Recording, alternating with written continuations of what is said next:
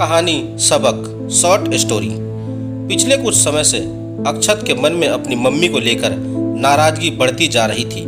बात यह नहीं थी कि मम्मी उसे डांटती थी या उसका ख्याल नहीं रखती थी। उसे स्वयं को लेकर मम्मी से कोई शिकायत नहीं थी। मम्मी से उसकी नाराजगी की वजह तो यह थी कि मम्मी का व्यवहार उसके दादाजी के प्रति बहुत खराब था। अक्सर मम्मी दादाजी को बिना बात अपमानित ही नहीं करती थी, बल्कि अकेले में पापा के सामने भी दादाजी का झूठा नाम लेकर उनकी बुराई करती रहती थी। उस दिन तो मम्मी ने हद ही कर दी थी। जब नाना जी के सामने उन्होंने दादाजी का अपमान किया तो दादाजी को अच्छा नहीं लगा और वे चुपचाप बिना नाश्ता किए टेबल से उठ गए। दादाजी का नाराज होना भी गलत नहीं था। बात तो बस इतनी सी थी कि दादाजी ने केवल मम्मी को इतना कहा कि अर्चना, लगता है आज तुमने भूल से उपमा में नमक 2 बार डाल दिया। दादाजी का इतना बोलना भर था कि मम्मी गुस्से में उबल पड़ी। बाबूजी, आप बुढ़ापे में आपका यही काम रह गया है कि आप सारे समय मेरे काम में गलतियां ढूंढें। यह तो नहीं कि जो कुछ मिला खा लिया। मम्मी ने इस तरह चिल्लाने से दादाजी ही नहीं बल्कि टेबल पर बैठे सभी लोग चौंक गए थे।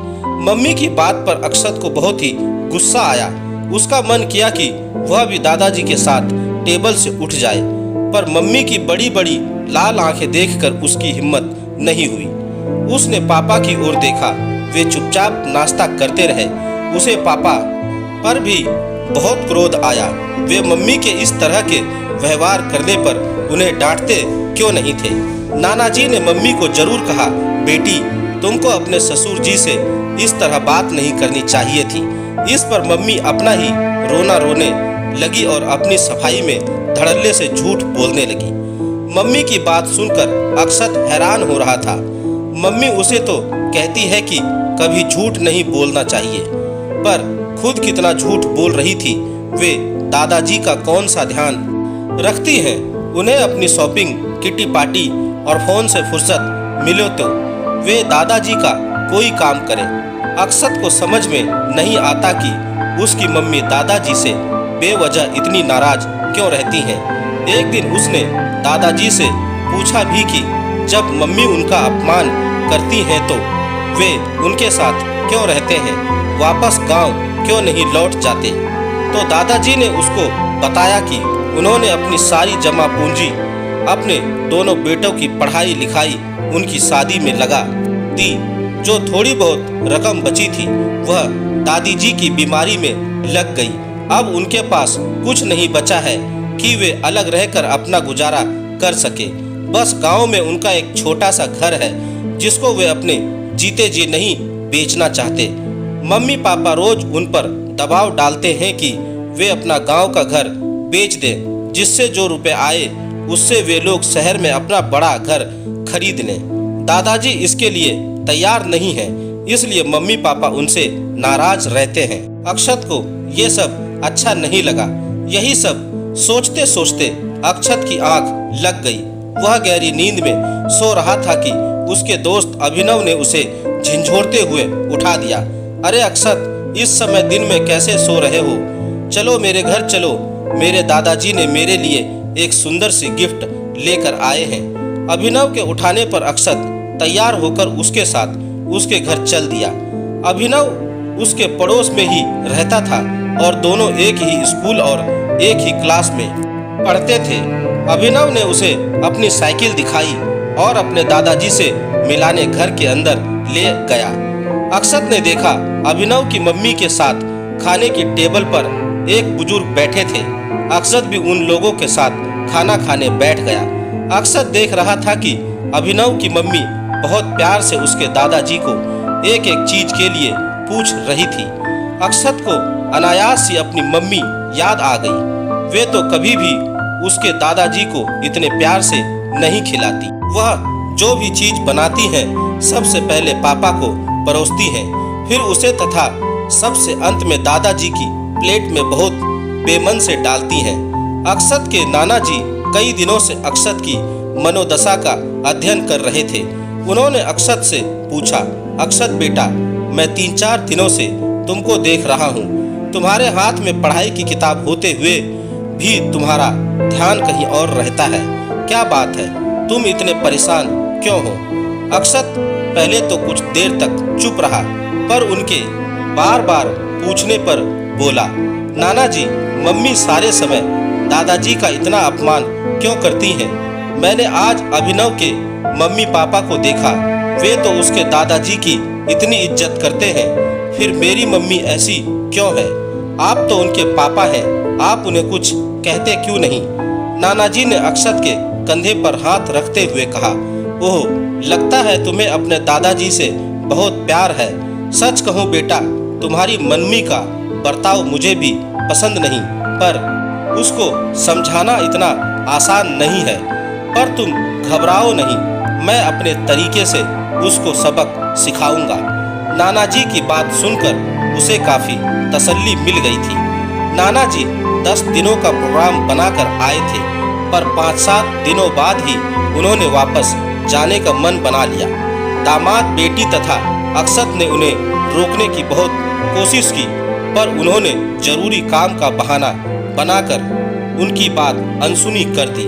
जाते जाते वे अपनी बेटी और अक्षत को क्रिसमस की छुट्टियों में दिल्ली आने का न्योता दे गए थे।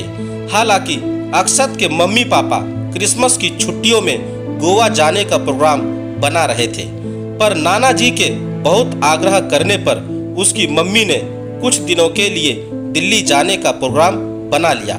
अक्षत को लेकर अर्चना जब अपने पीहर गई तो उसे अपने घर का माहौल काफी बदला हुआ लगा। एक तो अपनी माँ की मृत्यु के बाद वह पहली बार पीहर गई थी, इसलिए भी उनकी अनुपस्थिति में घर उसे बहुत सूना लग रहा था। फिर बाबूजी भी बहुत उदास और सुस्त लग रहे थे। अर्चना सोचने लगी, 2 महीने पूर्व जब बाबूजी उससे मिलकर गए थे तब तो इतने बुझे बुझे से नहीं थे। उसने बाबूजी से पूछा भी तो उन्होंने यह कहकर टाल दिया कि रिटायरमेंट के बाद अकेले बैठे समय काटना उनके लिए बहुत दुश्वार हो जाता है। बेटे बहुए सब अपने अपने कामों में व्यस्त रहते हैं। दोनों भाइयों ने अपने दोनों बड़े बच्चों को हॉस्टल में भेज दिया था। घर में दोनों के 2 छोटे बच्चे रह गए थे। वे भी दिन भर अपने स्कूल ट्यूशन में व्यस्त रहते हैं। शाम को खेलने चले जाते हैं। रात को भी उनके पास केवल टीवी पर अपनी पसंद का कार्टून चैनल देखने आते हैं। उस समय भी अगर वे अपनी पसंद का कोई कार्यक्रम देखते होते हैं और उन्हें रिमोट पकड़ाने में 2-4 मिनट की ही देर हो जाती है तो चिल्ला चिल्ला कर अपनी मम्मियों को बुला लेते हैं। बाबूजी, आप बच्चों को प्यार नहीं कर सकते तो कम से कम उन्हें रुलाया तो मत कीजिए। आप तो दिन भर टीवी देखते ही हैं। जब बच्चों का देखने का समय होता है तो भी आप बीच में उनको डिस्टर्ब करते हैं। अर्चना ने देखा इस बार उसके भाइयों के रवैये में भी बहुत परिवर्तन हो गया था। रिटायरमेंट के पूर्व वे बाबूजी का जितना मान सम्मान करते थे वह सब तो समाप्त ही हो चला था। अब तो वे बात बात में बाबूजी की अवमानना करने में भी नहीं चूकते थे। उस दिन भी खाने की मेज पर जब सब बैठे थे तो बाबूजी की तबीयत ठीक नहीं होने के कारण खाना खाते समय निवाला उनके मुंह में ना जाकर उनके कपड़ों पर गिर गया तो बड़े भैया का कितना मूड खराब हो गया था। वे चिल्लाते हुए तुरंत बोल उठे, अमिता, बाबूजी को तुम अलग मेज पर बैठाकर खाना क्यों नहीं खिलाती? बार बार उनके मुंह से खाना गिरता रहता है। भोजन करने का मूड खराब हो जाता है। बस दूसरे ही दिन से बाबूजी को परिवार के सारे सदस्यों के साथ बैठने का जो एक मौका मिलता था वह भी बंद हो गया था। बाबूजी अपने ही कमरे में कैद से हो गए थे। बाबूजी पर हो रहे अन्यायों को देखते हुए भी अर्चना कुछ नहीं कर पा रही थी। उस दिन तो उन लोगों ने हद ही कर दी जब उसके जाने के 2 दिन पूर्व उसके दोनों भाइयों भाभियों ने उसे अलग कमरे में बुलाकर बाबूजी की शिकायतों का एक लंबा चौड़ा पुलिंदा उसके सम्मुख खोल दिया था। बड़े भैया कह रहे थे कि बाबूजी अपनी 2 लाख की एफडी को तुड़वाकर उससे प्राप्त होने वाली धनराशि उन लोगों में क्यों नहीं बांट देते। इस उम्र में भी उनकी स्वार्थपरता को वे जी भर कर कोस रहे थे। उन्होंने जब उसे बताया कि वे बाबूजी को ओल्ड पीपुल होम वृद्धा आश्रम में रखने का मन बना रहे हैं तो उसकी बात सुनते ही वह क्रोध और आवेश से तिलमिला उठी। तो नौबत यहाँ तक पहुँच गई कि अपने दो बेटों और बेटी होने के बाद भी बाबूजी को इस उम्र में वृद्धा आश्रम की शरण लेने को बाध्य होना पड़ेगा। अक्षत पास ही बैठा था। जब उसने अपने मामा और मामी के बीच बहस होते देखी तो उनकी बातें सुन वह बहुत भोलेपन से पूछ बैठा, मम्मी यह ओल्ड पीपुल होम क्या होता है? अब क्या नाना जी वहीं रहेंगे? क्या मैं भी उनके साथ जा सकता हूँ? अर्चना ने उसे डांटते हुए कहा, जब बड़े बात करते हो तो छोटे को बीच में नहीं बोलना चाहिए। तुम जाओ, बाहर जाकर खेलो। अक्षत के जाने के बाद उसने अपने भाइयों और भाभियों को संबोधित करते हुए कहा, जब से मैं यहाँ आई हूँ बाबूजी के प्रति आप लोगों के व्यवहार को देखकर बहुत दुखी और क्षुब्ध हूँ। बाबूजी के 3 बच्चों के होते हुए भी उन्हें अपने बुढ़ापे में वृद्धा आश्रम की शरण लेनी पड़े, इससे अधिक शर्म की बात और क्या होगी। आप चिंता ना करें, मैं बाबूजी को अपने साथ ले जाऊंगी। पर हाँ, एक बात जरूर कहूंगी कि वह भैया जिन माता पिता ने इतने कष्टों से हमें पाल पोस कर बड़ा किया, उनको अपने जीवन की संध्या बेला में क्या हम इस तरह जलील और अपमानित करें। मैं परसों जा रही हूँ, बाबूजी का टिकट हम लोगों के साथ ही बनवा दें, मैं उन्हें अपने साथ ले जाऊंगी। कहती हुई वह गुस्से से बाहर निकल गई थी। रात को खाना खाने के बाद उसने जब अकेले में इस विषय पर बाबूजी से चर्चा की तो कुछ देर गंभीर रहकर सोचने के बाद वे बोले, बेटी तुमने अभी जो कुछ भी मुझे बताया वह मेरे लिए कोई नई बात नहीं है। आज तो कमोवेश सब जगह हम वृद्धों की ऐसी ही स्थिति है। ऐसे बिरले ही मिलेंगे जिन्हें इस अवस्था में अपने बच्चों से अपेक्षित मान सम्मान मिलता है। आज के युग में यह हमारी नियति ही बन गई है कि हम अपनी शारीरिक वेदनाओं को भोगने के साथ साथ अपनी मानसिक परेशानियों को भी मूक भाव से झेलते रहें। कुछ देर रुकने के बाद वे पुनः बोले, तुमने तो इन लोगों द्वारा मुझे वृद्धा आश्रम भेजने की बात शायद यह सोचकर मुझसे छिपाई कि मुझे इस बात से गहरा सदमा लगेगा, पर आज दोपहर में ही अक्षत मुझे तुम लोगों के बीच हो रही बातचीत के विषय में बताता हुआ पूछ रहा था, नाना जी वृद्धा आश्रम क्या होता है? मामा मामी आपको वहां भेजने की बात कर रहे थे तो मम्मी उनसे झगड़ा क्यों कर रही थी? मैंने पहले तो उसके प्रश्न को टालना चाहा, पर जब वह बार बार मुझसे पूछता रहा तो मुझे समझाना पड़ा कि जब बच्चों के दिलों और घरों में बड़ों के लिए जगह कम पड़ने लगती है तो उन्हें अपनी अभिभावकों को वृद्धा आश्रम भेजना पड़ता है। जानती हो मेरी बात सुनकर उसने मुझसे क्या कहा? वह बोला, तब तो नाना जी आप अपने साथ मेरे दादाजी को भी क्यों नहीं ले जाते? मेरी मम्मी भी सारे समय पापा से कहती रहती हैं कि जब से दादाजी आए हैं उनकी प्राइवेसी खत्म हो गई है और घर छोटा पड़ने लगा है। दादाजी का भी घर में मन नहीं लगता। आप दोनों के साथ रहेंगे तो टाइम पास हो जाएगा। अपने बाबूजी की बात सुनकर अर्चना एकदम से झेप गई थी। उन्होंने उसकी ओर देखते हुए कहा, देखा बेटी, छोटे बच्चे कितने संवेदनशील होते हैं। वे कितनी जल्दी अपने ढंग से समस्या का समाधान ढूंढ लेते हैं। बाबूजी की बात सुनकर अर्चना कुछ क्षण मौन रहने के बाद बोली, बाबूजी पर मैंने सोच लिया है कि आप मेरे साथ ही चलेंगे। इन लोगों के पास मैं आपको और जलील नहीं होने दूंगी। इन लोगों के पास भले ही आपके लिए जगह नहीं है, पर मेरे घर में आप आराम से रह सकते हैं। अक्षत के साथ उसका रूम शेयर कर सकते हैं। हाँ, एक बात और है कि आप इन लोगों की बातों में आकर अपनी एफडी बिल्कुल नहीं तोड़वाइएगा। ये लोग आपसे आपके बुढ़ापे का एकमात्र सुरक्षा कवच भी छीन लेना चाहते हैं। अपनी बेटी की बात सुनकर उनके चेहरे पर हल्की सी मुस्कान दौड़ आई। अर्चना के कंधे पर हाथ रखते हुए बाबूजी बोले, चलो, मुझे इतनी तसल्ली तो मिली कि इस बुढ़ापे में मेरे बेटे नहीं तो मेरी बेटी मुझे अपने साथ रखने को तैयार है। पर सोचो, उन अभिभावकों की क्या स्थिति होती होगी जिनका दुख बांटने के लिए उनकी बेटियां नहीं होती। बुरा मत मानना, पर एक बात कहूँ, आज मैं तुम्हारा पिता हूँ और तुमसे मेरा खून का रिश्ता है, इसलिए तुम्हें आज मुझसे इतनी हमदर्दी हो रही है कि तुम मेरे लिए सब कष्ट उठाने को तैयार हो। पर क्या कभी तुमने इतनी हृदयता से अपने ससुर जी के विषय में भी सोचने की कोशिश की है? मैं अभी कुछ समय पूर्व ही तुम्हारे यहाँ जाकर आया हूँ। सच बताना, तुम्हारा अपने ससुर जी के साथ कामोवेश वैसा ही व्यवहार नहीं है जो कि तुम्हारे भाई भाभीियों का मेरे साथ है। क्या तुमने भी कभी उनकी जरूरतों आवश्यकताओं के प्रति अपनी जिम्मेदारियों का ख्याल किया है? मैं जितने दिन तक तुम्हारे घर रहा, मैंने मेरे और उनके प्रति तुम्हारे व्यवहार में जमीन आसमान का अंतर महसूस किया।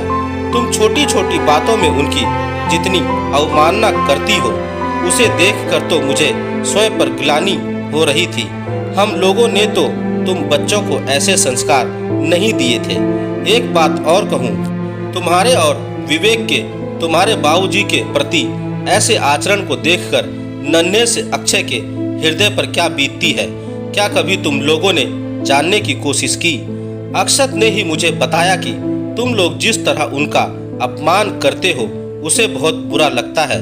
वह भले ही तुमसे डर कर तुम्हारे सामने कुछ न बोले, पर तुम लोगों के प्रति उसके मन में कितनी दुर्भावनाएं पनपने लगी हैं, यह उसकी बातों से मैंने जाना।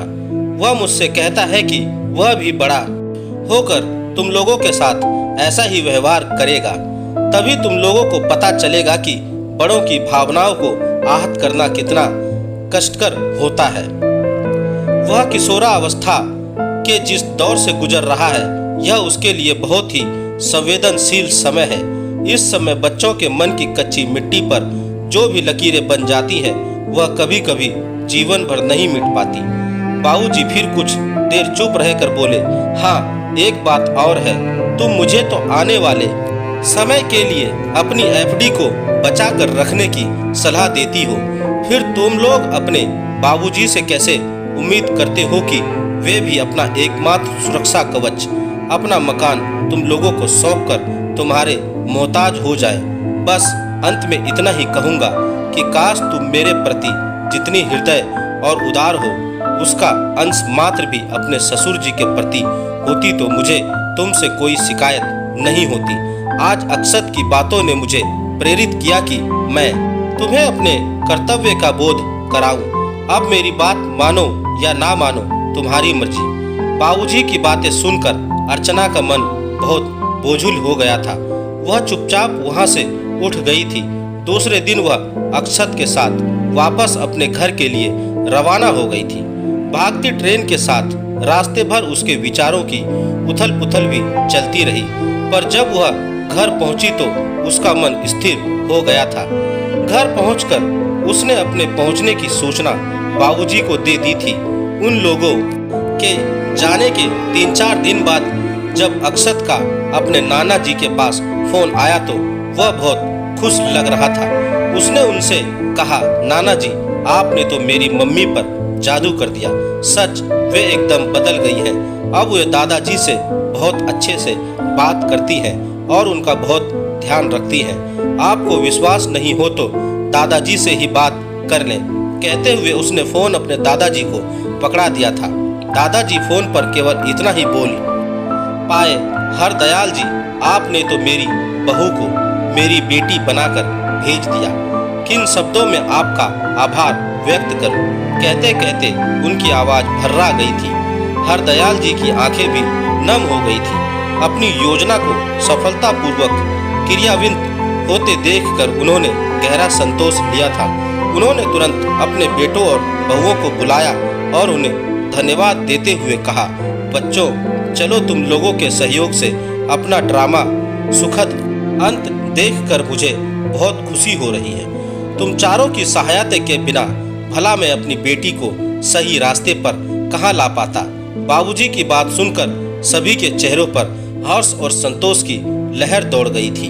दोस्तों, आपको मेरी यह कहानी कैसी लगी, आप मुझे मेरे कमेंट्स बॉक्स में जाकर मुझे बता सकते हैं। और अगर आप मेरे चैनल पर नए हैं तो मेरे चैनल को सब्सक्राइब जरूर करें और बेल आइकन का बटन भी दबा दें। धन्यवाद दोस्तों।